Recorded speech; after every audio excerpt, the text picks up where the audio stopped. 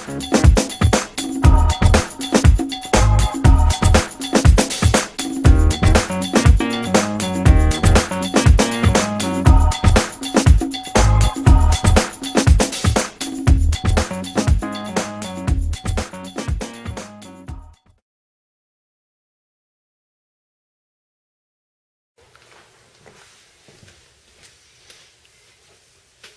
know that today is Yom HaAtzmaut, the State of Israel's 63rd birthday. I'd like to briefly explore some classical ideas regarding why Jewish people have, for 2,000 years, yearned to return to Eretz Yisrael.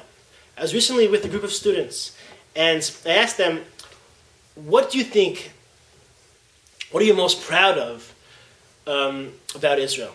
And one said they developed great technologies and pulled out a cell phone. A different student said, I'm so proud of the fact that they've been able to defeat all their enemies. And I thought to myself, have we been waiting for Israel simply to develop technologies like a cell phone? Have we been waiting for Eretz Yisrael simply to defeat our enemies in military victories? So I would like to share some classical ideas regarding why the Jewish people have traditionally yearned to return to Israel. So, number one, we find in this week's Torah portion that there's certain mitzvot that only apply in Israel. We know that there's 613 mitzvot, but remarkably, 2/3 of them cannot be applied outside of Israel. Today, we can only observe 274 mitzvot outside of Israel. That means only 1/3 of the mitzvah can be applied, can be applied outside of Israel, and literally almost 2/3 of the Torah cannot be applied. Imagine a person who only has 1/3 of his organs working, and 2/3 of his organs, of his bodily organs, were paralyzed. He would be a greatly dysfunctional, greatly paralyzed, a person greatly hampered in his ability to function.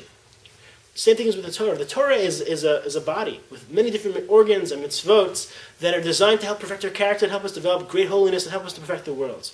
But if only 1/3 of the Torah is functioning, it's greatly hampered in its ability to achieve its goal, and it's very hampered in its capacity to perfect our character and perfect the world.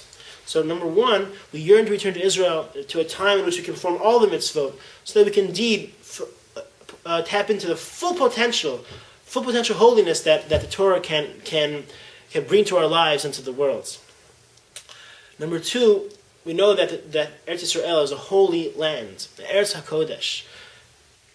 So what does it mean to be holy? So the Talmud describes that there is a certain ambient kedusha, an ambient energy that fills the air in Israel. And when we go to Israel, that kedusha, that energy, inspires us to become more committed to the Torah. It fuels our conscience, fuels our Yetzer Tov to be committed to the Torah, to build a relationship with Hashem, to have discipline to control our impulses. That kedusha, that ambient kedusha, a kedusha that's similar to the kedusha that we can access on Shabbat, that kedusha can fill our life all the time and inspire us to become more committed to the Torah and build a strong relationship to Hashem. So this is perhaps the meaning of the Sifri that says that Eretz Yisrael, living in Eretz Yisrael, shkula keneged kol mitzvos shebetorah. The living in Eretz Yisrael is parallel to all the mitzvot. So many understand this to mean that living in Israel is a portal that can inspire us to keep the rest of the mitzvot. Number three, the Talmud says in Baba Basra, Avir Eretz Yisrael machkim. The air of Israel makes us wise. This means that because it's a land that's holy, because the land is holy, that kedusha, that ambient energy can inspire our minds, can prime our minds to become more receptive to the Torah. Rabbi Eliyahu Dessler, a great scholar who lived in Israel in the 1950s, wrote as follows: one who engages in Torah study in the land of Israel is assisted greatly by Hashem and receives a unique flow of spiritual energy. In our generation, we see firsthand how young people are developing and growing through engaging in Torah in the land of Israel.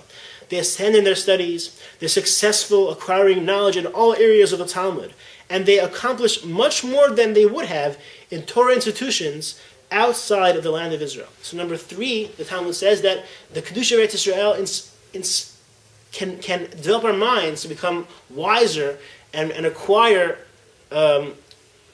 require much more in Torah study.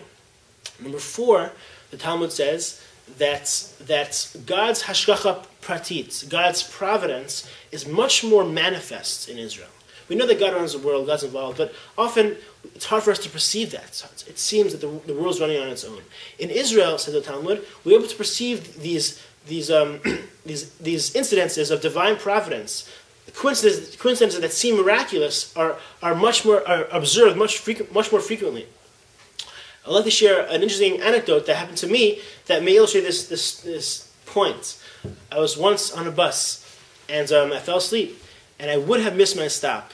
But remarkably, as I was sleeping, and the bus stopped where I needed to get off, my yarmulke fell off, and because it fell off, I woke with a start, and I realized that this is my stop, and I jumped off. I would have thought that was a coincidence, but the exact same thing happened to me a month later. I was asleep, I fell asleep, and my yarmulke fell off right where I needed to get off. And I thought, to me, that was an example of divine providence that is much more frequent and much more manifest in Israel, which is hard for us to perceive outside of Israel. So these are four ideas. There are many more. 4 ideas regarding why we classically have yearned, and today yearn, to be in the land of Israel.